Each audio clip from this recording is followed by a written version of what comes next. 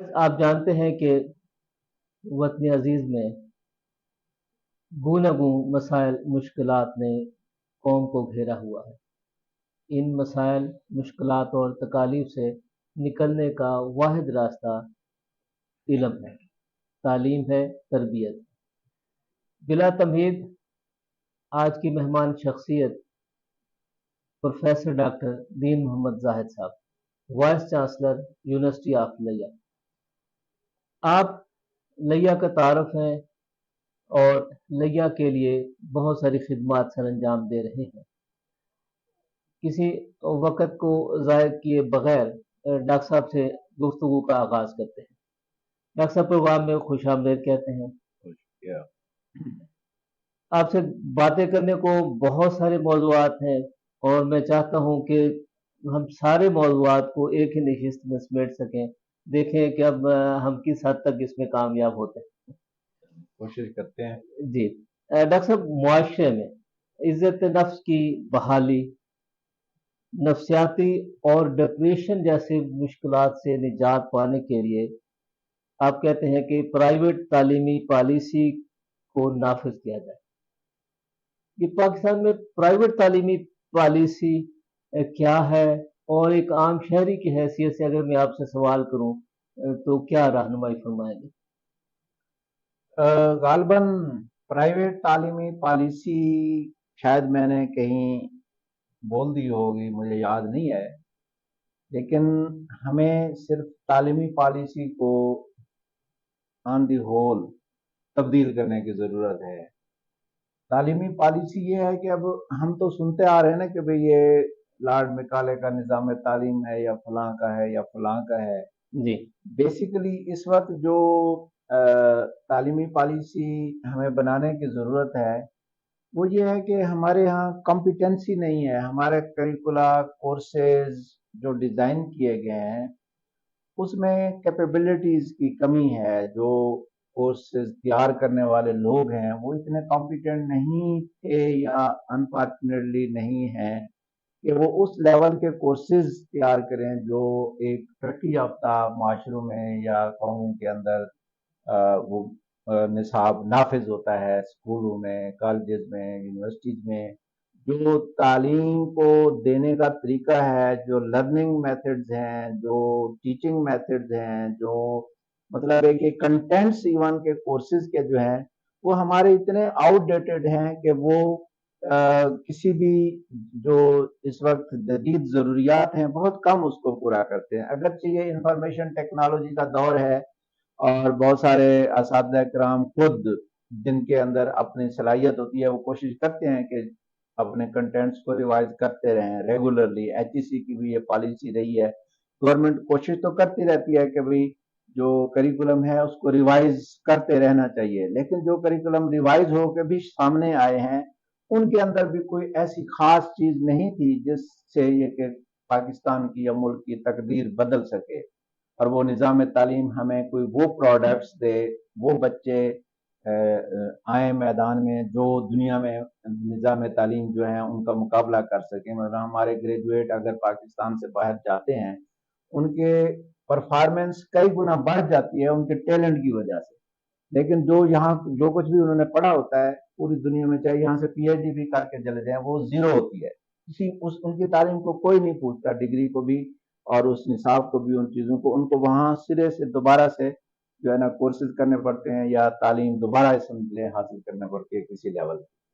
تو یہ وہ بنیادی چیز ہے کہ ہمیں مطلب ہے کہ چاہے ہم ایکسپرٹس کو دیکھ لیں اس میں موسٹلی جو نظام تعلیم ہے اس کے اندر ہم زیادہ تر نظریاتی تفکر رکھتے ہیں۔ بطور مسلمان ہمارا ایک نظریاتی پہلو سامنے زیادہ مد نظر رہتا ہے، تو اس میں ہر نظام تعلیم کو ہم اس نقطہ نظر سے بڑا تنقیدی طور پہ دیکھتے ہیں، کریٹیکلی یہ دیکھتے ہیں کہ یہ کہیں ہمارے مذہب سے متصادم تو نہیں ہے جی۔ تو اس وجہ سے پھر جو لوگ آ جاتے ہیں اس کریکولم کے اندر وہ اتنا مطلب ہے کہ اوپن تعلیم، میں یہ نہیں کہتا کہ اس میں کوئی بے حیائی کا عنصر ہو یا اس کے اندر کوئی ایسے نظام تعلیم ہو جو قوم کو بے راہ روی کا شکار کر دے۔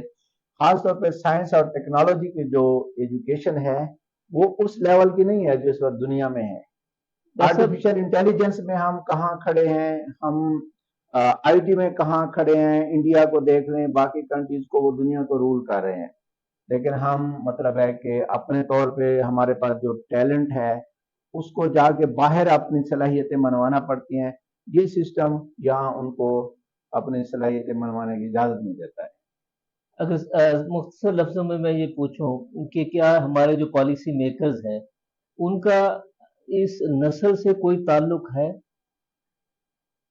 بڑی تلخ حقیقت ہے. اب ہمارے پالیسی میکرز میں ایک سسٹم ہے ہمارا بیوروکریٹک، جی، ایک ہمارا پولیٹیکل سسٹم ہے جس میں پارلیمنٹ ہوتی ہے، پھر ایک جو ہوتی ہے وہ کچھ ایسی طاقتیں ہوتی ہیں جن کے اپنے مفادات ہوتے ہیں. اب یہ پتہ نہیں کس حد تک مجھے محسوس ہوتا ہے کہ ہماری بیوروکریسی انہوں نے اپنے مفادات کے لیے یا اس سسٹم کو برقرار رکھنے کے لیے، اسٹیٹس کو برقرار رکھنے کے لیے، اپنے وجود کو برقرار رکھنے کے لیے انہوں نے اپنی پلاننگ کرنی ہوتی ہے. صحیح. سیاستدانوں کا یہ ہے کہ ان پہ اکثر الزام بھی آتے رہتے ہیں کہ بھئی وہ پبلک کے ساتھ سنسیئر نہیں ہے، وہ کچھ نہیں کر پائے، ڈیلیور نہیں کر پائے. جب ان کو ہم ڈیپلی دیکھتے ہیں تو وہ ہمیں بے بس نظر آتے ہیں جی، اپنے طور پہ. اور اگر اسی طرح کسی بھی محکمے، مطلب یہ ہے کہ کچھ انفورسین پاورز ہوتی ہیں. میں یہ کہتا ہوں کہ شاید ماڈرن دنیا کو کوئی انڈر ورلڈ مافیا ہی چلا رہا ہے، جس کی وجہ سے ان کو وہ معاشرہ، وہ نظام چاہیے ہوتا ہے جہاں قانون نہ ہو. اور جس معاشرے کے اندر قانون نہیں ہے، انصاف نہیں ہے، قانون کا نفاذ نہیں ہے، وہاں کسی بھی قسم کی ترقی نہیں ہو سکتی. نہ معاشی ترقی ہو سکتی ہے، نہ علمی ترقی ہو سکتی ہے، نہ کوئی اور معاشرتی ترقی ہو سکتی ہے. تو قانون کا نفاذ کیسے کیا جائے، کون سی ول ہے، کون سی قوتیں ہیں جو قانون کا نفاذ روکتی ہیں کسی معاشرے یا ملک کے اندر، وہی اصل اس معاشرے، اس سسٹم کی دشمن ہے. دشمن ہے. اور ایک دشمن میڈیا بھی ہے جو جہالت پھیلا رہا ہے، بدامنی کو فروغ دے رہا ہے، جھوٹ، بدتمیزی اور فساد کے فروغ کا سبب بن رہا ہے. عوام میڈیا کی اندھی تقلید بھی کرتے نظر آتے ہیں. یہ عوام کی تو مجبوری ہے، لیکن میڈیا 100% تو ایسا نہیں ہے.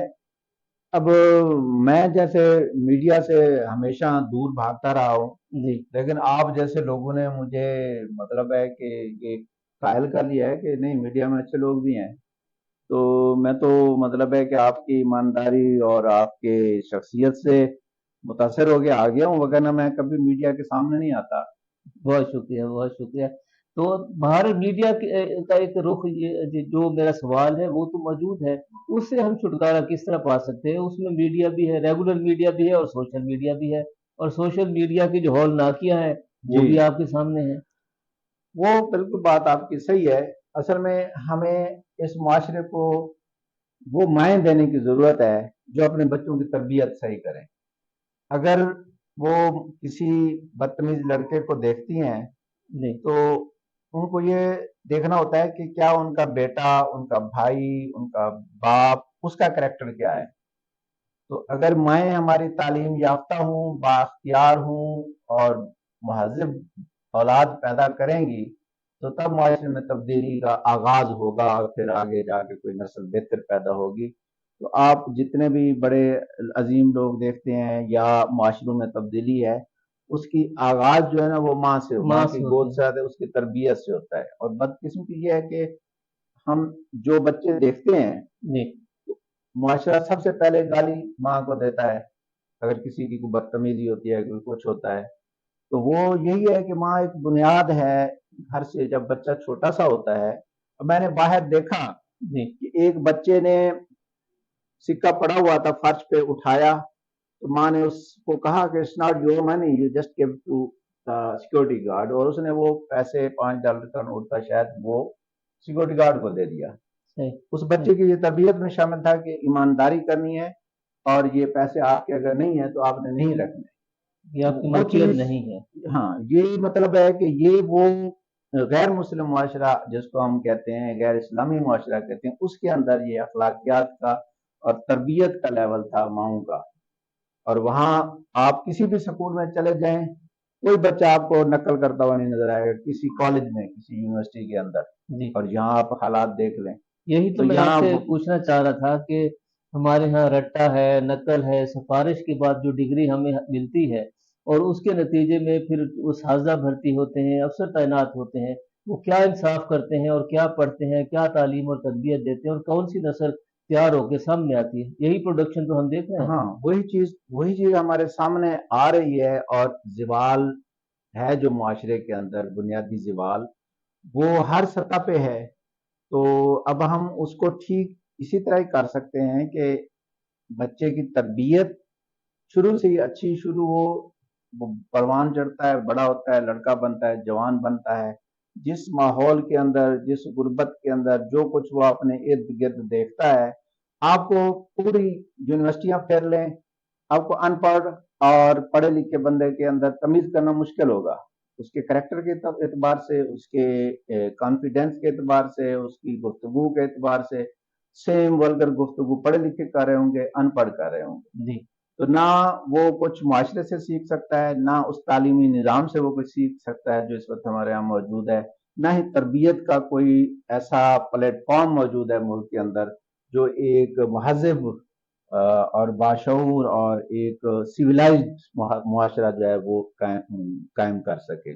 مطلب یہ ایک المیہ ہے المیہ ہے ہمارا. ڈاکٹر صاحب ریٹائرمنٹ کے بعد گھر میں نیند کے مزے لیں گے یا کوئی بطور امیدوار نمائندہ عوام کے طور پہ خود کو پیش کریں گے؟ یہ آپ نے بڑا سوال کیا ہے. جی اصل میں ریٹائرمنٹ کے بعد اب ایک استاد کا کام جو ہے وہ تعلیم ہے اور وہ ریٹائر تو ہوتا نہیں ہے، یا ریٹائر اگر ہونا چاہتا ہے تو وہ اس کی ہیلتھ یا فزیکل کنڈیشن ہوتی ہے. مطلب ہے اگر آپ کوئی ایسا کنسٹرکٹیو کام کر رہے ہیں جس سے اس عمر میں خاص طور پہ لوگوں کو فائدہ ہوتا ہو، کوئی لوگ آپ کی بات سنتے ہوں اور ان سے مستفید ہونا چاہتے ہوں، پھر تو آپ کوئی نہ کوئی ایکٹیویٹی اپنی سروسز آفر کرتے ہیں. لیکن میں نے یہ دیکھا ہے کہ ہمارا معاشرہ کسی کی نہیں سنتا، نہ ہی سننا چاہتا ہے. تو اس لیے ہم کس کی اصلاح کریں، کس کے لیے آگے آئیں، کون ہمیں چاہتا ہے. یہاں تو سیاست کے اندر ایک کینڈیڈیٹ کو اپنے مطلب ہے کہ کروڑوں روپے لگانے پڑتے ہیں یا اس کو انویسٹر ڈھونڈنے پڑتے ہیں. جی حالانکہ عوام کو چاہیے کہ وہ بندہ ڈھونڈیں کہ کون اس قابل ہے جو ان کی قیادت کر سکے. تو یہاں تو مطلب ہے لیڈرشپ خود پیش کرتی ہے اپنے آپ کو کہ میں لیڈر ہوں، آؤ مجھے چنو، مجھے ووٹ دو، منتیں کرنا ان کے پیچھے بھاگنا. تو وہ جب بن جاتا ہے تو پھر وہ عوام کو بتاتا ہے کہ اب بتاؤ، آؤ تم نے جتنے پیسے لیے تھے میرے سے میں وہ اب نکالوں گا تم سے. مگر ڈاکٹر صاحب عوام کو تو 2 وقت کی روٹی کے علاوہ کوئی فرصت نہیں ہے. وہ اسی لیے نہیں ہے نا کہ عوام اب بیچاری کرے کیا. جی اتنے سیدھے سادے لوگ ہیں، اتنے مطلب وہ پھر غصہ اسی شکل میں نکالتے ہیں کہ گالیاں دینا کسی کو، کسی کی اپنا مطلب ہے کہ عوام کا حالت یہ ہے کہ وہ خود اپنے بارے میں نہیں سوچتے، وہ مسلسل دوسروں کے بارے میں سوچتے یس رہتے ہیں. اگر وہ اپنے بارے میں سوچنا شروع کریں اور دوسروں کی فکر چھوڑ دیں، کسی کا ان کو پتہ ہی نہ ہو کہ اگلا بندہ کیا کر رہا ہے ان کا ہمسایہ. اب دیکھیں کہ انگریزوں کے معاشرے میں جائیں، ہمسایہ کا پتہ ہی نہیں ہوتا جی کیونکہ ان کے پاس فرصت ہی نہیں ہوتی کہ وہ کسی اور کے بارے میں سوچیں. وہ اپنے بارے میں ضرور سوچتے ہیں اور اپنی زندگی کو وہ تبدیل کرتے ہیں. تو عوام میں تبدیلی جب آئے گی جب وہ اپنے بارے میں سوچیں گے، دوسروں کے بارے میں سوچنا چھوڑ دیں. صحیح بات ہے. تو جب یہ ہوگا معاشرے میں تو تبدیلی نظر آئے گی. مگر ڈاکٹر صاحب جو میڈیا ہے اس کا تو کام ہی دوسروں کے بارے میں سوچنا ہے. جس طرح میں سوچتا ہوں کہ لیا کے کسی بھی پرائمری اسکول کی جو سربراہی ہے، کسی پبلک ادارے کی جو بالادست اس کی ہیڈ شپ ہے، وہ 1 سال میں 3 مرتبہ تبدیل نہیں ہوئی. یونیورسٹی آف لیا کے سربراہ کا عہدہ 3 مرتبہ تبدیل ہو گیا. وہ اس کی بنیادی وجہ یہ تھی کہ انٹرم گورنمنٹ تھی، اس کے پاس مینڈیٹ تھا 3 مہینے کا. جی وہ ایک بندہ 3 مہینے کے لیے لگاتے تھے. اب وہ اس نے دیکھا کہ 3 مہینے میں تو میں کچھ بھی نہیں کر سکتا، وہ دوبارہ نہیں آیا، پھر ایک اور آ گیا، پھر ایک اور آ گیا. تو اسی طرح ایڈہاک پالیسی جو ہے نا وہ ایک آئینی مجبوری تھی جس کی وجہ سے یہ ہوا. تو مجھے پہلے 3 مہینے کا آرڈر ہوئے، پھر 6 مہینے کا ایکسٹینشن ہوئی جو کہ اب ختم ہونے والی ہے. لیکن اصل چیز ہے کہ یہ سسٹم اسی طرح اس وقت پاکستان کی 30 34 پتہ نہیں کہ 30 سے زیادہ یونیورسٹیز ہیں جن میں وائس چانسلر ہیں ہی نہیں جی تو اب گورنمنٹ بڑا تیزی سے اس پہ کام کر رہی ہے ریکروٹمنٹ کے شاید پرماننٹ وائس چانسلر آ جائیں اور اللہ کرے لیا کے لیے کوئی اچھا وائس چانسلر آ جائے جو اس کی ترقی کے لیے کام کرے تو یہ تو ایک سسٹم ہے اب اس کے لیے کسی ایک بندے کی بس کی تو بات نہیں ہے سکول ہوں کالج ہوں مقصد یہ ہے کہ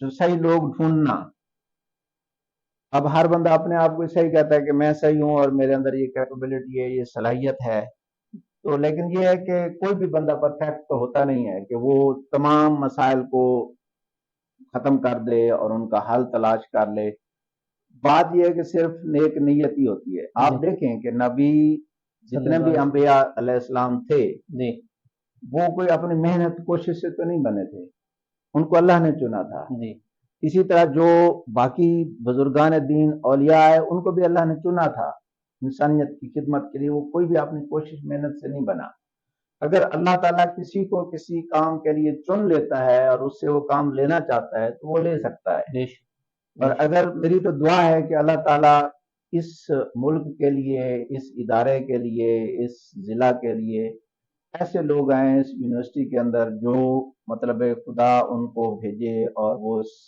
تمام اداروں کو بلکہ پاکستان سارا ہمارا ہے تو جتنے بھی ادارے ہیں وہاں اللہ تعالیٰ ایسے لوگوں کو لے کے آئے جو اس ملک اور قوم کی تقدیر بدل دیں آپ نے بہت سارے حالات پچھلے دن دیکھے اب ایک بندہ وائس چانسلر کا اگر بھرتی ہوتا ہے وہ پولیٹیکل جسے کہتے ہیں اس پہ سہارے پہ بنتا ہے اس کی مجبوری ہو جاتی ہے کہ وہ ان لوگوں کو تو خوش کرے جنہوں نے ان کو اس کو وائس چانسلر لگایا ہے یا لگوایا ہے تو وہ ان بیساکھیوں کے سہارے پہ جب کوئی بنتا ہے میرٹ جب ملک کے اندر نہیں ہوگا تو پھر آگے تو پھر اللہ ہی حافظ ہے آگے تو پھر وہ سفارش کلچر اور اس کے نتیجے میں پھر اس کی قباحتیں وہ اس کی قباحتیں آ جاتی ہیں پھر اس میں وہ رجسٹ کرے یا کچھ کرے آپ نے دیکھا ہے کہ جتنے بھی بہت ساری یونیورسٹی کی مثالیں آپ سامنے ہیں وائس چانسلر کو ہتھ کڑیاں لگی ان پہ مقدمے ہوئے انہوں نے مجبوری میں جو کچھ کیا کرپشن کی یا نہیں کی لیکن جو کرپشن پہ آنکھیں بند کر لیں یا کرپشن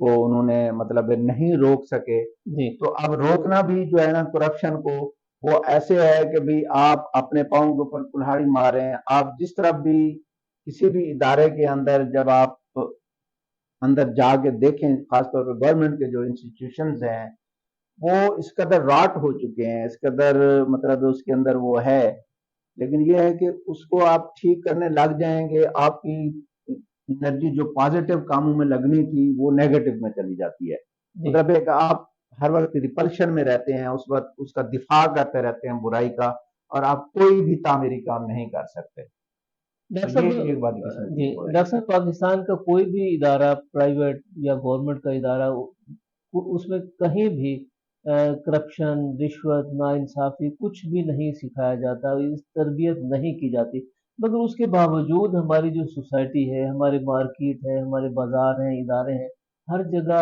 یہ ناانصافی ہے کرپشن ہے تکلیف ہے دکھ ہے یہ کہاں سے آ جاتی ہے یہ اصل میں بات وہی ہے کہ بھی ہم نے یہ میں خود دیکھ رہا ہوں ان چیزوں کو فیس کر رہا ہوں کہ آہستہ آہستہ آہستہ لوگ مطلب ہے کہ ایک 95% 90% لوگ اگر ٹھیک ہیں وہ چاہتے ہیں سسٹم ٹھیک ہو کرپشن نہ ہو لیکن 5% لوگ ایسے ضرور ہوتے ہیں جو مطلب ہے کہ سسٹم کو ٹھیک نہ ہونے دیتے ہیں اور ان کا یہ بلیو ہوتا ہے کہ یہ سسٹم ایسے ہی چلنا ہے اور اس کو اسی طرح ہی رہنا چاہیے اسی میں ہمارا فائدہ ہے چند لوگ ہوتے ہیں بہت تھوڑے لیکن وہ سارے سسٹم کو جرگمال بنائے رکھتے ہیں کوئی کسی کا ان کے آگے بس نہیں چلتا ہے تو وہ ہر ایک کو مطلب کوشش کرتے ہیں اب دیکھیں یونیورسٹی آف لائیہ میں پوسٹ ایڈ ہوئی ہیں ابھی سے ریومرز آتی ہیں کہ بھئی میں مطلب آپ کے فورم سے پبلک کو یہ ریکویسٹ کروں گا کہ کسی کے ساتھ کوئی پیسے کا لین دین نہ کریں یونیورسٹی کے ریلیٹڈ کوئی بھی کام ہو کوئی آپ سے مانگتا ہے کوئی آپ کو کہتا ہے کہ میں آپ کو نوکری لگوا دوں گا میں آپ کو یہ کروں گا کوئی سفارش کے لیے کہتا ہے کوئی مطلب سیاسی دباؤ ہے کوئی کسی بھی قسم کا ہے میں دیکھا بہت سارے ٹاؤٹ میدان میں آ گئے ہیں وہ اپنی بکنگ کر رہے ہیں لیکن میں کہتا ہوں کہ اگر کسی نے ان ٹاؤٹوں کا استعمال کیا یا کسی نے مطلب اس طرح کی غلط انویسٹمنٹ کرنے کی کوشش کی، وہ ساری زندگی پچھتائیں گے. اگر میں رہا تو انشاءاللہ یونیورسٹی کے اندر میرٹ ہی ہوگا، اس کے علاوہ کچھ نہیں ہوگا. اگر آپ کے نوٹس میں آ چکا ہے تو ان کو سنب کرنے کی ضرورت ہے، ان کے خلاف وہ بس یہ قانون رومرز کو ہوتی ہیں حرکت میں نا آنے جی، کی ضرورت ہے. یہ رومرز ہوتی ہیں. اب میں کسی کا نام تو نہیں لے سکتا، ایسے ہی کسی نے آ کے بتا دیا، خبر دے دی کہ بھئی لوگ ایسے کہہ رہے ہیں، تو اب وہ ان سے تصدیق کرنے کے لیے آپ نکلیں گے تو وہ پھر آپ کا مہینہ لگ جائے گا. آپ ثبوت اکٹھے کریں گے تو کوئی پھر بتاتا نہیں ہے کہ بھئی کس نے بات کی ہے. یونیورسٹی آف لیہ میں کتنے سٹوڈنٹس ہیں اور ان طلبہ و طالبات کو پڑھانے والے کتنے ہیں اور کتنے شعبہ جات میں درس و تدریس ہو رہی ہے؟ ہم نے یعنی کہ میرے آنے سے پہلے ہی یہ تقریباً ایڈمیشن کمپلیٹ ہو چکے تھے. ہمارے پاس 23 ڈپارٹمنٹ، 16 نئے ڈپارٹمنٹ کھولے گئے. کچھ 9-10 پہلے ہی کام کر رہے تھے. بزنس ایڈمنسٹریشن ہے، اکنامکس ہے، ایجوکیشن ہے، انگلش ہے، ایگریکلچر کے شعبہ جات ہیں. تو سوشل سائنسز میں اور کمپیوٹر آئی ٹی میں اور اس طرح سے کچھ اور ڈپارٹمنٹ جو نئے شروع کیے گئے. اس وقت پولٹری سائنسز اور ویٹرنری سے ریلیٹڈ جو ہیں تقریباً 27 ڈپارٹمنٹ بنتے ہیں جو سب کام کر رہے ہیں. اور جو ہمارا فرسٹ انٹیک تھا وہ بڑا ایک ہوپ جسے کہ پرومزنگ انٹیک رہا. جی تقریباً 1600 اسٹوڈنٹ نے داخلہ لیا. اس وقت 3000 سے زائد اسٹوڈنٹ ہیں. ہمارا پہلا سال ہے اور ہم امید کرتے ہیں کہ اسی طرح یہ تعداد بہتر ہوگی. یہ اسی صورت میں اب اس میں کچھ عناصر چاہے وہ یونیورسٹی کے کمپٹیٹر ہوں یا وہ ویسی تعلیم دشمن ہوں یا وہ مافیاز ہوں، وہ کوشش میں لگے رہتے ہیں کہ یونیورسٹی کو بدنام کریں، یونیورسٹی کا امیج خراب کریں تاکہ اسٹوڈنٹ یہاں داخلہ نہ لیں. یا لیکن یہ ایسی کہ ہمارے پاس میری بھرپور کوشش یہ ہے کہ جو پارٹ ٹائم ٹیچر ہیں چاہے ریگولر ٹیچر ہیں، اس وقت ہمارے پاس صرف 8 ریگولر ٹیچر ہیں. جی اب میں نے مطلب ہے کہ کیونکہ ہمارا ابھی نئی یونیورسٹی ہے، بدقسمتی سے سنڈیکیٹ بھی مکمل نہیں ہو چکا، لیکن سنڈیکیٹ کے بہاف پہ کہ ابھی جب تک سنڈیکیٹ بنتی ہے ہم اپنا ریکروٹمنٹ کا یا نئے ٹیچر لانے کا پروسیس شروع کریں. تو اس پہ بھی اب یہ ہے کہ بھی ایک رکاوٹیں شروع ہو گئی ہیں کہ شاید نئے ٹیچر آ گئے اور اگر کوئی میرٹ پہ آ گئے ٹیچر تو پھر جو ہے دکانیں بند ہونا شروع ہو جائیں گی اور اسٹوڈنٹ یہاں زیادہ داخلہ لیں گے. اس کو ہر طرح سے سبوتاژ کرنے کی کوشش ہوتی رہتی ہے. لیکن اللہ مالک ہے، اگر مطلب مجھے اللہ تعالی نے موقع دیا، جیسے میں نے کہا ہے کہ یہ تو جو خدمت لینی ہوتی ہے اللہ نے کسی سے وہ خود ہی چن لیتا ہے. تو میں انشاءاللہ یہ اشور کروں گا کہ اس یونیورسٹی کو بیسٹ ٹیچر ملیں جو ان بچوں کو کم از کم اس ڈسٹرکٹ کے اس یونیورسٹی کے بچے تعلیم کے بعد بے روزگار نہ پھریں. ان کو کوئی مطلب ہے ڈگری مکمل کرتے ہی روزگار کی آفر ہو یا خود ان کے پاس ایسے سکلز ہوں کہ وہ اپنا کاروبار کر سکیں یا اپنے لیے کما سکیں. میں نے ہر بچے سے یہ کہا ہے کہ آپ کا پہلا سال ہے، آپ 4 سال جب کمپلیٹ کریں، ان 4 سالوں کے دوران آپ نے اپنی پاکٹ منی خود ارن کرنی ہے. ہمارے پاس آئی ٹی کے بچے ہیں، دوسرے بزنس کے بچے ہیں، ہم ان کو یہی سکھا رہے ہیں کہ وہ آپ خود بھی اور دوسرے ڈپارٹمنٹ کے بچوں کو بھی آن لائن ارننگ سکھائیں اور اس طرح کے کام سکھائیں، طریقے سکھائیں. اس وقت تو ای کامرس بڑے زوروں پہ ہے اور بہت سارے ہاں جی. اس لیے جو ہمارے لوکل پروڈکٹس ہیں یا کچھ بھی ہے کسی بھی شکل میں بچوں کو، ایون کہ ہم یہ سوچ رہے ہیں کہ جو ہماری کینٹینز ہیں وہ بھی اسٹوڈنٹ چلائیں. جو بھی بزنس ایکٹیویٹی ہے یونیورسٹی کو ہم ہر لحاظ سے ایک ارننگ انسٹیٹیوشن بنانا چاہتے ہیں، جو بچے بھی کمائیں، ان کے ٹیچر جو ہیں ان کو بھی مالی فائدہ ہو، ادارے کو بھی ایک منافع بخش ادارہ بنائیں. جس طرح پاکستان کی باقی یونیورسٹیز خسارے میں جا رہی ہوتی ہیں، تو الحمدللہ میں آج بجٹ دیکھ رہا تھا 54 ملین جو روپیہ ہے وہ ہمارا پہلے سال کا سرپلس ہے. اچھا، بہت خوب. تو یہی کوشش ہم آئندہ بھی جاری رکھیں گے کہ ہمارے جو آمدنی ہے وہ اخراجات اس سے نہ بڑھیں. یہ جو امانت ہے آپ کے پاس، یہ امانت ہی سمجھی جائے گی تو پھر اس میں اضافہ ہوگا. بالکل ایسے ہی ہے. اگر وہ مطلب ہے کہ اس وقت دونوں چیزیں ہوتی ہیں نا. ایک تو یہ ہے کہ ناجائز خرچے وہ نہ کیے جائیں، دوسرا یہ ہے کہ جو خرچے ہیں وہ صحیح طریقے سے کیے جائیں اور آمدنی کے وسائل کو بڑھایا جائے. اب ہمارے یہاں بدقسمتی یہ ہے کہ معاشرے میں جو گورنمنٹ کا پیسہ ہوتا ہے نا اس کو مال مفت سمجھا جاتا ہے، حالانکہ لوگوں کو یہ نہیں پتا کہ گورنمنٹ کا آپ اگر 1 روپیہ ضائع کرتے ہیں تو عوام کے اوپر 10 روپے کا بوجھ پڑتا ہے اس کا، کیونکہ گورنمنٹ مہنگائی کر دیتی ہے، ٹیکس بڑھا دیتی ہے، پیٹرول مہنگا ہو گیا، چیزیں مہنگی ہو گئی، یہ پیسہ جو حکومت اکٹھا کرتی ہے اور جو گورنمنٹ کے اداروں پہ خرچ کرتی ہے، وہ سمجھیں کہ آپ نے گورنمنٹ کا اگر 1 روپے کا نقصان کیا ہے تو آپ نے اپنی ذات کے لیے 10 روپے کا نقصان کیا ہے۔ صحیح بات ہے، کیونکہ گورنمنٹ کے سیکٹر کے اندر ایسی میکنزم ہے اخراجات کی کہ وہ اصل سے کئی گنا زیادہ ہو جاتے ہیں، وہ اور سسٹم کو کوئی بھی نہیں ٹھیک کر رہا۔ مطلب ہمیں ایک چیز لینی ہوتی ہے، اگر وہ مارکیٹ میں 10 روپے کی ہے، آلریڈی اس پہ جی ایس ٹی پیڈ ہے، لیکن ہم مجبور ہیں کہ ہمیں ایسا ٹھیکیدار، ایسا کنٹریکٹر یا وینڈر تلاش کرنا ہے جو جی ایس ٹی رجسٹرڈ ہو، وہ اس جی ایس ٹی پیڈ چیز کے اوپر پھر ٹیکس لے کے پھر ہمیں وہ چیز پرووائڈ کرتا ہے، پھر اپنا 20% اس پہ پرافٹ بھی لیتا ہے۔ اور میں نے اکاؤنٹنٹ جنرل کو لکھا اور اداروں کو لکھا، وہ جواب ہی نہیں دیتے کہ ہم اس کا کیا کریں، کیا ہم 10 روپے کی چیز 10 روپے میں خرید کے اس کا جی ایس ٹی آپ کو ڈائریکٹ نہیں پے کر سکتے؟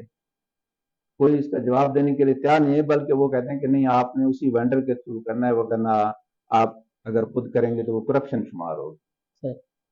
ڈاکٹر صاحب آپ بھی شکوہ کرتے ہیں اور کچھ شکوے مجھے بھی ہیں کہ والدین اپنے بچوں کے ساتھ شاکی ہیں، اساتذہ اپنے بچوں کے ساتھ شاکی ہیں، بچے اپنے اساتذہ سے گلہ من ہیں، یونیورسٹی سطح پر بعض اساتذہ سے منسوب کہانیاں دل کو دہلا دیتی۔ بالکل صحیح۔ ہمارا ٹیچر، ہمارا پروفیسر اپنا کھویا ہوا مقام کیسے حاصل کر سکے گا؟ بات تو یہ اب کیونکہ ساری چیزیں انٹر لنکڈ ہوتی ہیں،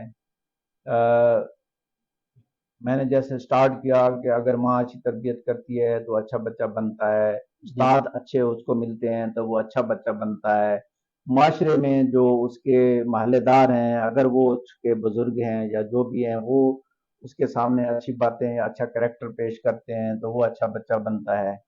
اور اسی طرح تعلیمی اداروں سے لے کے اب یہ بدقسمتی ہے کہ اکیڈمک انسٹیٹیوشن کے اندر موسٹلی جو بھرتیاں ہوتی ہیں وہ میرٹ پہ نہیں ہوتی، اور اگر وہ میرٹ پہ ہوں تو پھر مطلب ہے کہ نہ تو سائیکولوجی کا ٹیسٹ ہوتا ہے، نہ یہاں پہ کریکٹر اسیسمنٹ کا کوئی پیرامیٹر ہے کہ بھی آپ مطلب ہے کہ کسی شخص کے خلاف اگر کوئی کرمنل ریکارڈ ہے، آپ پولیس کے پاس جاتے ہیں، وہ بے شک ان کے پاس آن لائن ڈیٹا موجود ہے، اس کا ریکارڈ ہے، لیکن میں یقین سے کہتا ہوں کہ آپ کسی بھی کرمنل بندے کا جو جیل میں بھی ہو، آپ جا کے اس کا کریکٹر سرٹیفکیٹ دیں گے تو وہ گڈ کریکٹر سرٹیفکیٹ آپ کو مل جائے گا، اس کی تصدیق بھی ہو جائے گی، اس کی تصدیق بھی ہو جائے گی، جبکہ باہر ایسا ممکن ہی نہیں ہے۔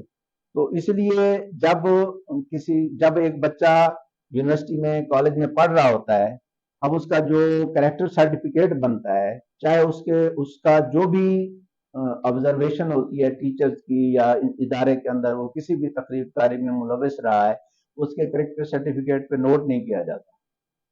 اب جب میں بی زیڈ یو میں چیئرمین تھا، میں نے ایک بچے کا کریکٹر اس پہ فائن ہوا تھا 25,000 کا، وہ میرے سے کریکٹر سرٹیفکیٹ آیا، میں نے اس پہ لکھ دیا ٹھیک ہے نا کہ یہ وائلیشن میں انوالو رہا ہے اور اس پہ اتنا فائن ہوا، وہ پھر بچہ کریکٹر سرٹیفکیٹ نہیں اٹھانے آیا، اس نے کہیں اور سے بنوا لیا۔ یہ سہولت موجود ہوتی ہے ہاں جی پاکستان میں۔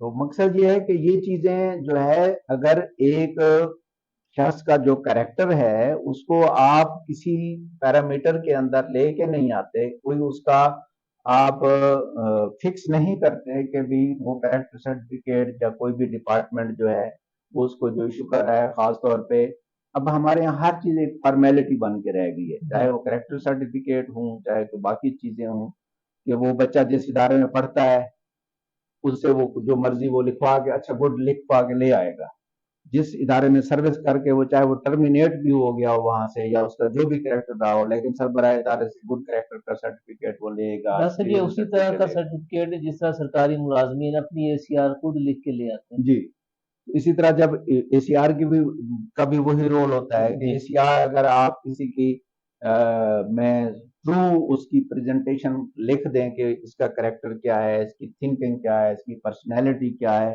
وہ ممکن ہی نہیں ہے. وہ اسیسمنٹ کے ACR کا پیرامیٹرز ہی نہیں ہے کسی ادارے میں جو اس کی پرسنالٹی کو جب جج کریں کہ اس کی ایموشنل سٹیبلٹی ہے اس کے اندر کہ نہیں ہے, یہ بندہ سائیکولوجیکل پیشنٹ تو نہیں ہے, اس بندے کے اندر مطلب ہے کہ جو دوسری مورل ویلیوز ہیں وہ کس حد تک ہیں, یہ جھوٹ بولتا ہے کہ نہیں بولتا, یہ ٹائم پہ دفتر آتا ہے یا نہیں آتا. یہ ACR کا حصہ نہیں ہے چیزیں. وہ ویسے ہی کوئی اپنے غصے میں لکھ دے تو لکھ دے, آتے تو سارے لیٹ ہیں. اب آپ, میں اتنے عرصے سے یونیورسٹیز میں ہوں تو میں نے تو کبھی نہیں دیکھا کہ لوگ یونیورسٹی میں کہیں پہ بھی یا کسی بھی سرکاری دفتر میں پورے 8 بجے آ رہے ہوں یا اس سے پہلے آ رہے ہوں یا ٹائم پہ جا رہے ہوں. آپ کو دیکھ اپنی لیں, مرضی کا آنا جانا ہے, ہر ایک کا اپنے کوئی اکاؤنٹیبلٹی نہیں ہے اس سلسلے میں. تو اب یہ ایمانداری کا جو فقدان ہے ہمارے معاشرے کے اندر, یہ مطلب ہے کیسے اس کو کون اوور کم کرے گا, کون اس پہ قابو پائے گا, کیسے یہ ٹھیک ہوگا سسٹم, یہ کوئی خدائی طاقت ہی آگے اس کو ٹھیک کر سکتی ہے کہ ہم, مطلب میں کیسے ٹھیک ہوں گا, مگر خدا آپ مجھے ٹھیک نہیں کر سکتے اگر میں, مگر خدا نے تو کہا کہ خدا نے آج تک اس قوم کی حالت نہیں بدلی. وہ تو کلیئر چیٹ ہمارے پاس آ چکی ہے, تو خدا نے حالت نہیں بدلنی, آپ نے خود بدلنی ہے, اور ہم انتظار میں ہیں من و سلوا کے. بس یہ پھر خدا کا جو ہے وہ نظام بڑا بے رحم بھی ہے, پرفیکٹ بھی ہے, اس کے اندر کوئی دھول نہیں ہوتی ہے, اور جب وہ لاگو ہوتا ہے تو وہ پھر یہ نہیں دیکھتا کہ یہ نماز پڑھ رہا ہے یا سجدے کر رہا ہے. تو پھر سب ڈاکٹر صاحب 16 برس کی ایجوکیشن کے بعد ہمارے نوجوان جن کے پاس تعلیم اور ہنر ہوتا ہے وہ اپنا روزگار کما سکیں, یا پھر اس کی ڈگری کی حیثیت کاغذ کے ٹکڑے سے زیادہ کوئی نہیں ہے. وہ تو میں پہلے ہی عرض کر چکا ہوں نا کہ اس کے لیے جو ٹریننگ ہے, جو ٹیچر نے ٹریننگ کرنی ہے, اب وہ ٹیچر تو خود ہی اتنا کمپیٹنٹ نہیں ہے, وہ خود ہی سفارش سے آیا ہے, وہ خود ہی بے روزگاری کا شکار ہے. جو بندہ, وہ دوسرے کو کیا روزگار سکھائے گا, کیا وہ ٹریننگ دے گا, کیا تعلیم دے گا. ڈاکٹر صاحب دنیا کے بہت سارے ممالک میں آپ کو جانے کا اتفاق ہوا, اور ایجوکیشن آپ کا شعبہ ہے. پاکستان میں جو ایجوکیشن ہو رہی ہے, جو یہاں کے جو تعلیمی ادارے یونیورسٹیز لیول کے ہیں, اگر ہم عالمی رینکنگ کی بات کریں تو پاکستان کا کون سا ادارہ عالمی رینکنگ میں کس مقام پر ہے؟ دیکھیں, ہم عالمی رینکنگ کا مقابلہ تو تب کریں نا, ہمارے بچوں کے اندر پاکستان میں جو ذہانت ہے اس کی کمی نہیں ہے. مطلب ایک بندہ ذہین ہے لیکن معاشرے نے, ماحول نے اس کو نیگیٹو بنا دیا ہے. وہ اپنی انرجی پازیٹیو کاموں میں خرچ کرنے کی بجائے نیگیٹو کاموں پہ خرچ کر رہا ہے. تو اب وہی حال ہے, اس کو جو پڑھنے کے لیے کتاب دی جاتی ہے, جو استاد اس کے سامنے کھڑا ہے, جو سسٹم میں اس نے ایگزام دینا ہے جہاں ہر بچہ کاپی کر رہا ہوتا ہے, تو اس کے اندر صلاحیت کہاں آئے گی, وہ کیا اس نے سیکھنا ہے اور کیا. اب اگر بچوں کو پہلے دن سے یہ بتایا جائے کہ آپ کو جاب جو ملے گی وہ آپ کے ٹیلنٹ کی بیس پہ ملے گی, آپ نے دنیا کو فتح کرنا ہے, تو پھر تو وہ جائے گا. اگر اس نے پتا ہے کہ بھئی میں نے ڈگری لے کے اور کسی کی منتیں کر کے اور پاؤں پکڑ کے یا سفارش سے یا رشوت سے یا اپنے کسی اثر و رسوخ سے ہی نوکری لینی ہے, تو اس کو محنت کرنے کی کیا ضرورت ہے. جب وہ دیکھتا ہے کہ میرا جو باس ہے یا فلاں بندہ وہ تو بڑے عہدے پہ بیٹھا ہوا ہے اور اس نے وہ نالائق بھی تھا اور اس کو آتا جاتا بھی کچھ نہیں تھا اور وہ اس کو سب کچھ مل گیا ہے, تو میں محنت کروں گا. تو میں خود اپنی لائف میں جب پڑھ رہا تھا FSC کے بعد, تبھی مجھے یہ کہتے تھے جو لوگ تھے کہ آپ نے آگے پڑھ کے کیا کرنا ہے. میں BSc کر کے پھر جاب میں نے شروع کی, تو پھر آگے MSc میں چلا گیا, پھر یہی مجھے سننا پڑا کہ آگے پڑھ کے کیا کرنا ہے. اپنا مطلب نوکری اچھی خاصی مل گئی ہے تو آگے پڑھ کے کیا کرو گے, نوکری چھوڑ دی. میں نے ہر سٹیج پہ ایک ڈگری کرنے کے بعد جاب سٹارٹ کی, پھر چھوڑ دی, پھر جاب سٹارٹ کی, پھر چھوڑ دی. تو اس میں یہ تھا کہ میں کہتا تھا کہ جب مجھے مطلب ہے کہ آگے ایک منزل ہے تعلیم کی, اس کی آخری حد تک پہنچ جاؤں تو جاب پھر بھی مل جائے گی. مطلب ایک کانفیڈنس تھا مجھے اپنے اوپر کہ جاب شاید مسئلہ نہ ہو, لیکن یہ ہے کہ جو وقت میں ضائع کروں گا, تعلیم جو حاصل کرنے کا ٹائم ہے وہ پھر میرے پاس نہیں آئے گا۔ نہیں آئے گا۔ ڈاکٹر صاحب، یونیورسٹی آف لیا اس وقت فعال ہے، ہمارے جو ضلع بھر کے دیگر ادارے ہیں، کالجز ہیں، جی جی جی۔ اب ان کی جو سندیں ہیں، ان کا جو اٹیچمنٹ ہے، وہ آپ کے ساتھ ہے یا ابھی وہ بی زیڈ یو سے کسی کے ساتھ فی منسلک ہے؟ الحال تو نہیں ہے، یونیورسٹی آف لیا کے ساتھ کوئی بھی انسٹیٹیوٹ ایفیلیشن نہیں ہوئی کسی کی۔ جی اس کے لیے ابھی چونکہ ہمارے پاس اپنا اتنا انفراسٹرکچر نہیں ہے، مین پاور نہیں ہے اور ریسورسز نہیں ہے، تو جو ادارہ یونیورسٹی آف لیا کے ساتھ ایفیلیشن لینا چاہے گا تو ہم کوشش کریں گے کہ ہم اس کو، مطلب ہے اصل میں ادارے جو پرائیویٹ ہیں یا دوسرے ہیں وہ یہ دیکھتے ہیں کہ کون سا ادارہ ہے جہاں ہمارے بچے آسانی سے ڈگری لے سکیں، ان کو زیادہ جو ہے نا ٹف وہ ٹائم نہ ورک کریں کہ بھئی ایگزامینیشن سسٹم ہے یا ایویلویشن ہے یا ان کے جو پیرامیٹرز ہیں وہ اتنے سخت نہ ہوں۔ اب یہ وائس چانسلر اور ایفیلیشن کمیٹی کے اوپر ڈیپینڈ کرتا ہے کہ وہ لوگوں کو کیا لیورے۔ میں نے یہ دیکھا ہے کہ یونیورسٹیز کے اندر جو ایفیلیشن کمیٹیاں ہیں ان کے رشتہ دار ہی وہ کالجز چلا رہے ہوتے ہیں، صحیح۔ اور وہ ان کی بھرپور کوشش ہوتی ہے کہ ایفیلیشن کمیٹی، مطلب ہے آپ چینج نہیں کر سکتے کوئی بھی، وہی لوگ رہیں گے جن کا آگے کوئی نہ کوئی لنک ہوتا ہے ان پرائیویٹ یا جو اداروں کے دوسرے ساتھ۔ ادارے چل رہے ہوتے ہیں، جی تو کسی میرٹ والے بندے کو ایفیلیشن کمیٹی کے اندر گھسنے بھی نہیں دیا جاتا، کیونکہ میرا اپنا 30 سال کا یہ ایکسپیرینس ہے۔ صحیح۔ ڈاکٹر صاحب، ایک بات میں بڑی شد و مت کے ساتھ دیکھتا ہوں کہ جتنی پذیرائی ہمارے شعبے سٹارز کو حاصل ہوتی ہے، جی کسی با کردار اور اہل علم شخصیت کے حصے میں وہ مقام نہیں ملتا، اس کی کیا وجہ ہے؟ اس کی وجہ یہ ہے کہ بھئی جو دونوں صورتیں ہیں کہ اہل علم باقیدار شخص کو ایک تو خود پسندی یا پذیرائی کی ضرورت بھی نہیں ہوتی، وہ ان چیزوں کو اہمیت نہیں دیتا کہ میں میری رینکنگ ہو، میری پذیرائی ہو یا وہ لوگ مجھے پسند کریں۔ اب میں کبھی بھی میڈیا کے سامنے نہیں آنا چاہتا تھا، میں کوئی سٹار بھی نہیں ہوں، کوئی اہل علم بھی نہیں ہوں، لیکن ویسے ہی کہ بھئی بندہ متنازع ہو جاتا ہے، لوگ پھر کہیں گے کہ پتہ نہیں یہ، مطلب ہے کہ کوئی انسان پرفیکٹ تو نہیں ہوتا کہ میں ہو سکتا ہے جو باتیں یہاں آپ کے سامنے اچھی اچھی کروں میں خود ان پہ نہ عمل کرتا ہوں، تو وہ اس متنازع ہونے سے بچنے کے لیے بھی لوگ جو ہے وہ میڈیا سے دور رہتے ہیں۔ میڈیا کی بجائے اگر وہ لوگوں کے قریب ہوں، تھوڑے ہلکا احباب ہو لیکن سچے اچھے مخلص دوست ہوں تو وہ ان کے لیے کافی ہوتے ہیں۔ اور جو باقی پبلک پراپرٹی ہوتی ہے پھر اس کو آپ جانتے ہی ہیں کہ پھر پذیرائی ملنی ہے، پبلک جو پسند کر رہی ہوتی ہے، جو دیکھنا چاہتی ہے میڈیا تو وہی دکھاتا ہے۔ صحیح، یہ کچھ سوالات آئے ہیں ہمارے ویورز کی طرف سے اور ان کے جواب یہ ملک پرویز حسن اسرا صاحب بھی دے رہے ہیں، مگر میں چاہوں گا کہ ہمارے ویورز آپ کی زبانی سننا چاہیں گے۔ زین ریاضی صاحب نے کہا ہے کہ جی وی سی صاحب، اگرچہ اس طرح کے بے شمار مسائل کے ذمہ دار آپ نہیں ہیں، لیکن بہرحال ہم نے تو سوال آپ سے ہی کرنا ہے کیونکہ ہمارے پاس تو اور کوئی فورم میسر نہیں اور اس طرح کے بے شمار مسائل موجود ہیں۔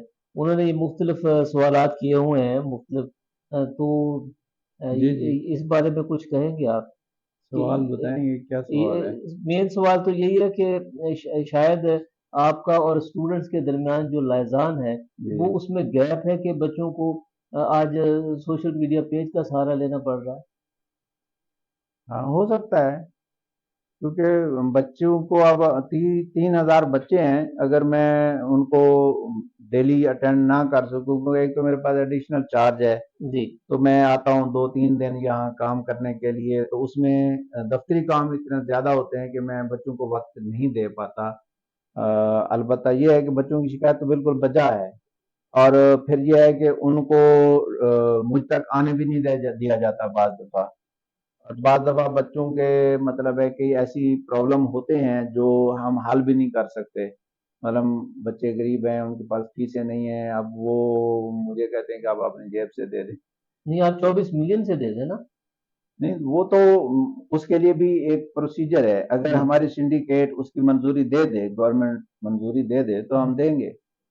جی اس کے لیے میں نے مطلب ہے فنانس اینڈ پلاننگ میں یہ پروپوزل آج پٹ کر دی ہے، ہماری فنانس اینڈ پلاننگ کی کمیٹی کی ایک میٹنگ ہو چکی ہے، اگلی میٹنگ ہماری 8 تاریخ کو ایکسپیکٹڈ ہے انشاءاللہ. تو اس میں جو غریب اور مستحق بچے ہیں ان کو، اب ہم سارے بچے ہی غریب، یہاں علاقہ ہی ایسا ہے، سب جی کو تو ہم نہیں وہ دے سکتے. سپورٹ کر سکتے، لیکن ایک کوٹا مقرر کریں گے، کم از کم ان بچوں کو ہم فنانشل سپورٹ دیں. پھر یہ ہے کہ بچے اگر خود ٹیلنٹڈ ہوتے ہیں وہ اسکالرشپ ون کریں، پوزیشن دیں، ان کے لیے بھی ہم نے سلاٹ رکھی ہے کہ ان کو اسکالرشپ دیں جو ٹاپر بچے ہیں 3 پوزیشن والے، اور جو اس طرح سے اچھی آؤٹ اسٹینڈنگ اچھے پرفارمنس بچے ہیں. والے ہیں ان کو بھی صحیح. سپورٹ کریں. اچھا ڈاکٹر صاحب، یونیورسٹی درجہ چہار ملازمین کی تنخواہوں کا جو مسئلہ ہے وہ بھی آپ کی توجہ کا طالب ہے. بالکل مہنگائی میں جو بالکل لوئنگ اسٹاف ہے. وہ اب میرے پاس میں تو ہو تو ان کی تنخواہیں بند نہ ہوں، جی کیونکہ ہمیں گرانٹ ملتی ہے گورنمنٹ کی طرف سے. جی اس مہینے 2 ایشو ہوئے. ایک تو یہ ہے کہ ہماری جو بایو میٹرک اٹینڈنس مشین تھی نا وہ کسی طرح جل گئی، اور 3 مشینیں تھیں، تینوں یکے بعد دیکھ رہے جل گئی. یہ اکثر ایسے ہوتا ہے، جو گورنمنٹ کی چھتوں کے نیچے بایو میٹرک مشینیں ہیں وہ ساری خراب ہو جاتی ہیں. اچھا، اب میں نے اس کو انویسٹیگیٹ کرنے کی کوشش کی، آج میٹنگ بھی کی اسٹاف سے کہ بھی آپ اگر مجھے یا وہ بندہ ڈھونڈ دیں یا وہ وجہ ڈھونڈ دیں کہ یہ مشینیں یکے بعد دیکھ رہے اب کیوں آگے جلی ہیں. جی تو کیونکہ یہ منسلک ہیں آپ کے اٹینڈنس کے ساتھ اور پے سسٹم کے ساتھ، کہ جو حاضر ہے ہوگا اس کو تو پے ملے گی. اب ایک مہینے میں جس کی حاضریاں نہیں ہیں جی اور وہ ہے بھی ڈیلی ویجز پہ، تو وہ آیا نہیں ہے یونیورسٹی، شادی اٹینڈ کر رہا ہے یا کوئی اور فنکشن ہے اس کا، تو اس کو بھی تنخواہ ایسے ہی سیدھی آٹومیٹڈ سسٹم سے چلی جائے تو وہ نہیں ہوگا اس وجہ سے. دوسری وجہ یہ ہوتی ہے کہ ہمیں گورنمنٹ دے رہی ہے گرانٹ ان ایڈ اس وقت نا، جی سپلیمنٹری گرانٹ دے رہی ہے جو 2-3 سال کے لیے گورنمنٹ آف پنجاب دے گی. پھر یونیورسٹی کو خود اپنے ریسورسز جو ہے نا وہ پیدا کرنے ہیں. تو وہ جو گرانٹ آتی ہے کبھی 1 مہینے کی آتی ہے، کبھی 3 مہینے کی آتی ہے، جی اور جب تک وہ گرانٹ نہیں آتی ہمارے پاس ہم آگے تنخواہیں نہیں دے سکتے. بعض دفعہ ایسا ہوتا ہے کہ وہ گرانٹ 29 یا 30 تاریخ کو آتی ہے. اچھا، اس گرانٹ کے ساتھ ایک اوارڈ لیٹر بھی آنا ہوتا ہے.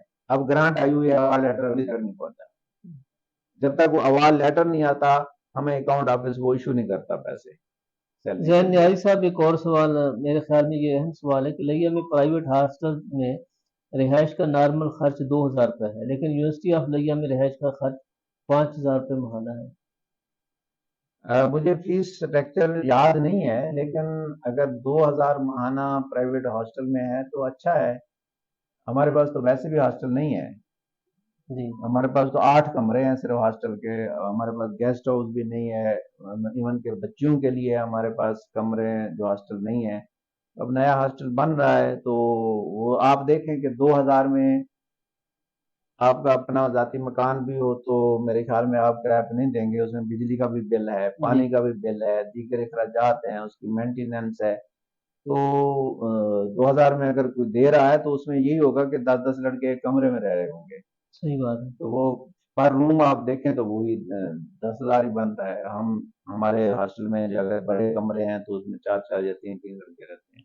ایسے ڈاکٹر صاحب، جس سماج میں ہم سانس لے رہے ہیں اس کی چھت سرمایہ داری، جاگیرداری، گدی نشین، پولیس کلچر سمیت دیگر رویوں کے خمیر سے تیار ہوتی ہے. بالکل صحیح. ہمیں ایسا کیا کرنا چاہیے کہ ہمارا سماج سکھ بانٹنے والا بن جائے؟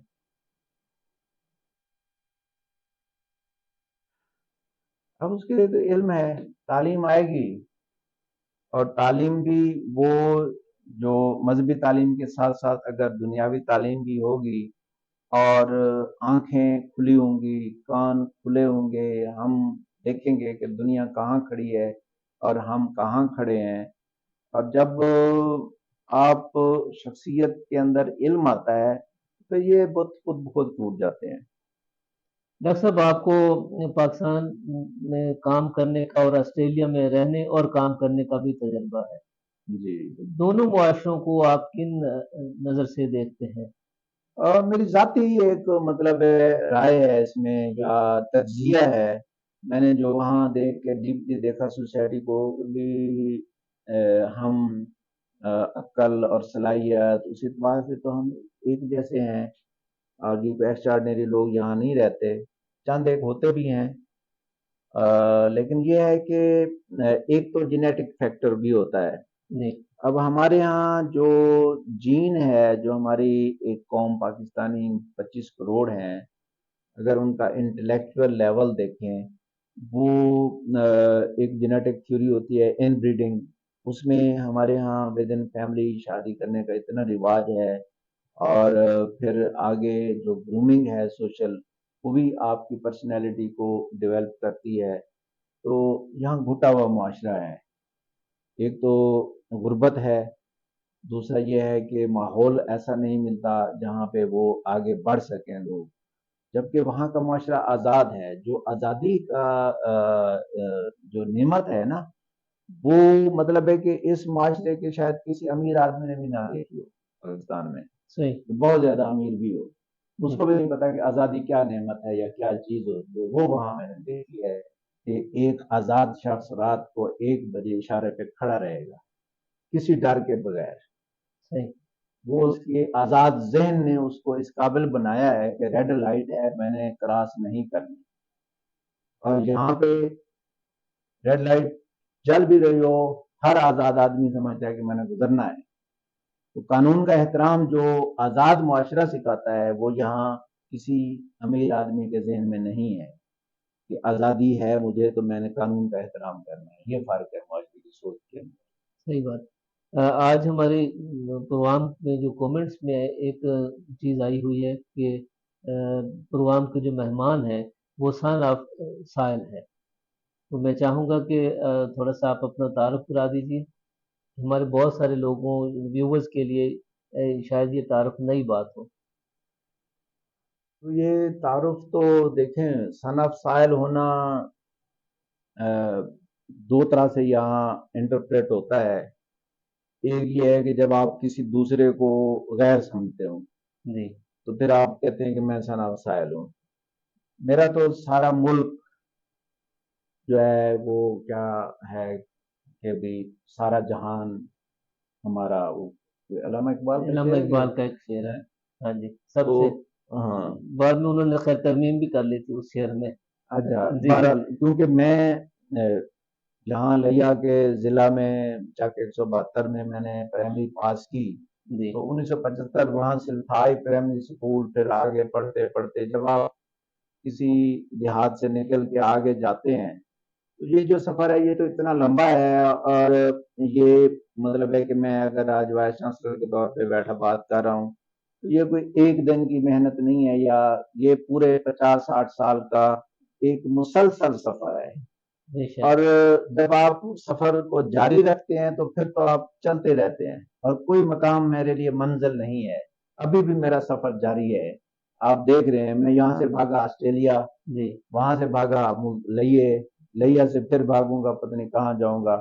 مطلب یہ ہے کہ آخر میں جا کے انسان کو قبر میں سکون ملتا ہے، وگرنہ جب آپ کسی مقام کو منزل بنا کے بیٹھ جاتے ہیں پھر آپ وہیں کے ہو کے رہ جاتے ہیں. ڈاکٹر صاحب بہت شکریہ.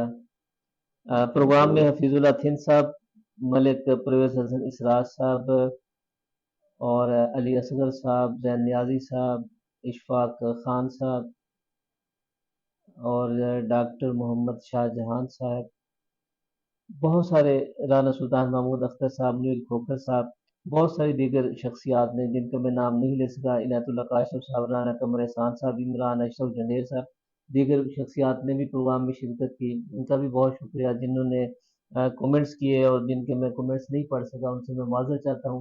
ڈاکٹر صاحب پروگرام کے آخری لائنز میں ہمارے ویورز کے نام اور ہمارے نوجوانوں کے نام، بچوں کے نام، والدین کے نام کیا پیغام دینا چاہیں گے؟ میں یہ کہوں گا کہ معاشرے میں عزت کرنا سیکھیں دوسروں کی. بہت خوب.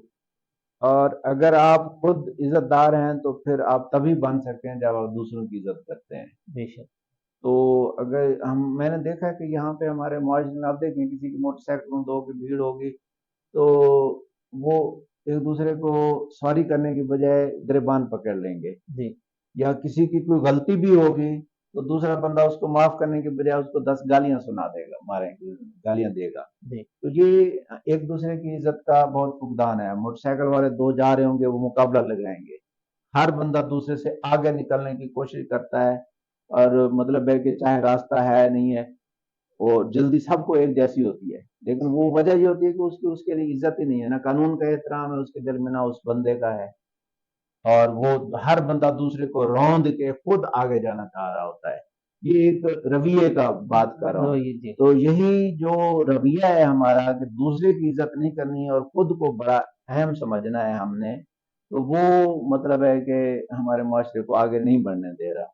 تو جب مطلب پہلی دفعہ میں جب آسٹریلیا میں گیا، دور سے سنگل روڈ تھی، دیہات کا علاقہ تھا، میں گاڑی پہ جا رہا ہوں اپنی سپیڈ پہ، 70-80 کی سپیڈ لمٹ تھی وہاں پہ، میں دیکھا گاڑی والا ایک دم سائڈ پہ کھڑا ہو گیا۔ اب میں سمجھ رہا تھا کہ میں جب اس کے قریب جاؤں گا تو نیچے اتاروں گا، اس نے کہا کہ یہ اب نیچے نہیں اترنا، وہ خود سائڈ پہ کھڑا ہو گیا۔ پھر جب میں کراس کر گیا وہ گاڑی، مجھے شرمندگی ہوئی کہ میں نے اس کا ریسپیکٹ نہیں کی شاید اس وجہ سے۔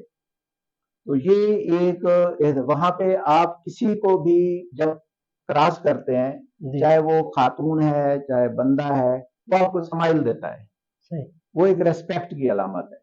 اب لڑکی کسی کو سمائل دو، اگلا سمجھتے تو ہوں بس ڈول گئی ہے، پھنس گئی ہے۔ ہاں، تو ایسا نہیں ہوتا۔ جی مطلب ہے کہ وہ سمائل ایک ریسپیکٹ ہے، اگر آپ سمائل نہیں دیتے جواباً تو وہ آپ کو روڈ یا بدتمیز یا اجڑ گنوار سمجھیں گے، بس اتنی سی بات ہے۔ اور ایک حدیث مقدس ہے کہ جو بہترین صدقہ ہے وہ یہ مسکراہٹ ہے، مسکراہٹ ہے، اور ہم نے اس کو چھوڑ دیا ہاں، اور انہوں نے اس کو پکڑ لیا۔ تو بس یہ چیز ہے۔ تو بس یہ ہے کہ قانون کا احترام کرے یہ معاشرہ، اور قانون کو سمجھیں بھی صحیح، کہ کیونکہ وہاں میں نے دیکھا کہ معاشرے اپنے لیے قانون خود بناتے ہیں، کیونکہ وہ پارلیمنٹ جو بھی قانون بناتی ہے نا، جی وہ لوگوں سے پوچھتے ہیں کہ یہ قانون بنائیں کہ نہیں بنائیں۔ یہاں کبھی پارلیمنٹیرین نے عوام سے نہیں پوچھا جی ریفرنڈم کے ذریعے یا کسی سروے کے ذریعے کہ ہم یہ قانون بنائیں یا نہ بنائیں، اور عوام کی رائے کیا ہے اس بارے میں۔ پتہ ہی نہیں ہوتا عوام کو کیا قانون اسمبلی میں پاس ہو رہا ہے یا بن رہا ہے۔ کسی بھی آدمی پہ اوپر کوئی بھی کیس ہوتا ہے اس کو پتہ نہیں ہوتا، وہ بیچارہ وکیل ڈھونڈتا ہے، تھانوں کے چکر لگاتا ہے اور دل و خوار ہو کے رہ جاتا ہے، اس کو اپنے حقوق کا ہی نہیں پتا، اس قانون کا نہیں پتا جو اس کی مدد کرتا ہے۔ تو یہ ان اویئرنیس جو ہے نا، یہ بہت بڑی ایک اس معاشرے میں وجہ ہے جو لوگوں کو ایک دوسرے کے قریب نہیں ہونے دیتی، اور معاشرہ انتشار کا شکار ہے، محبت نہیں ہے، عزت نہیں ہے ایک دوسرے کی۔ ڈاکٹر دین محمد زاہد صاحب، وائس چانسلر یونیورسٹی آف لیا، آپ کا بہت شکریہ، آپ پروگرام میں تشریف لائے، آپ نے ہمارے دوستوں کے ساتھ بہت اچھی باتیں کی، بادب بانصیب، بے شک اس میں کوئی شک نہیں ہے، محنت کی عظمت کی بات کی کہ 172 چک سے آپ نے اپنی زندگی کا سفر شروع کیا اور انت تک سفر شروع کیا، جو نصف صدی کا قصہ ہے، اور وہ سفر ابھی جاری و ساری ہے۔ دنیا کے کئی ملکوں کی خاک چھانی، کتابیں پڑھی، محنت کی، انت تک محنت کی، اور محنت پہ اس یقین کیا، بھروسہ کیا، اور اللہ تعالیٰ کے فضل و کرم سے آج آپ پاکستان کے 24 کروڑ لوگوں میں ایک ممتاز مقام رکھتے ہیں۔ ہماری دعا ہے کہ آپ ملک و قوم کی اور زیادہ خدمت کریں، لیا یونیورسٹی میں جو ذمہ داریاں آپ کے سپرد کی گئی ہیں ان کو بطریق احسن سر انجام دیں، اور لیا سے جب آپ جائیں تو لیا کے لوگ، لیا کے والدین، لیا کے بچے آپ کے لیے فرش راہ ہوں اور اسلام عقیدت پیش کریں۔ آپ کا جو نام ہے، آپ کا جو کردار ہے وہ روشن انداز میں، روشن الفاظ میں یہاں لیا میں اور لیا کے آنے والی نسلیں اس کو یاد رکھیں اور اس کا ذکر کریں۔ میں بہت مشکور ہوں آپ کا، اور آپ کا جو مشن ہے کہ مثبت چیزوں کو، مثبت رویوں کو پروموٹ کرنا، اللہ تعالیٰ آپ کی مدد کرے، آپ کو ترقی دے، آپ کا ادارہ ترقی کرے۔ یہ سب سے ضروری چیز ہے اس وقت معاشرے کے اندر، کہ ہم منفی چیزوں کو نہ معاشرے کو دکھائیں، بلکہ مثبت پہلو دکھائیں زندگی گزارنے کے، کیونکہ بہت ضروری ہیں، اس سے ہمارا معاشرہ انشاءاللہ ترقی بے کرے شک گا۔ فرینڈز، آپ کا بہت شکریہ، اور ایک مرتبہ پھر ڈاکٹر دین محمد زاہد صاحب کا شکریہ، اور آپ کا بھی انتہائی شکریہ کہ آپ نے پروگرام میں شرکت کی، اور یہ پروگرام آپ تک پہنچا رہے تھے پروڈیوسر عبد الرحمان فریدی صاحب اور ٹیکنیکل انجینئر محمد اورنگزیب الیانی صاحب۔ اس پروگرام کے اختتام پر اس خواہش اور اس دعا کے ساتھ آپ سے اجازت چاہوں گا کہ آپ جہاں بھی ہوں اپنے حصے کی شمع روشن کرتے رہیں۔ اللہ نگہبان۔ بہت شکریہ۔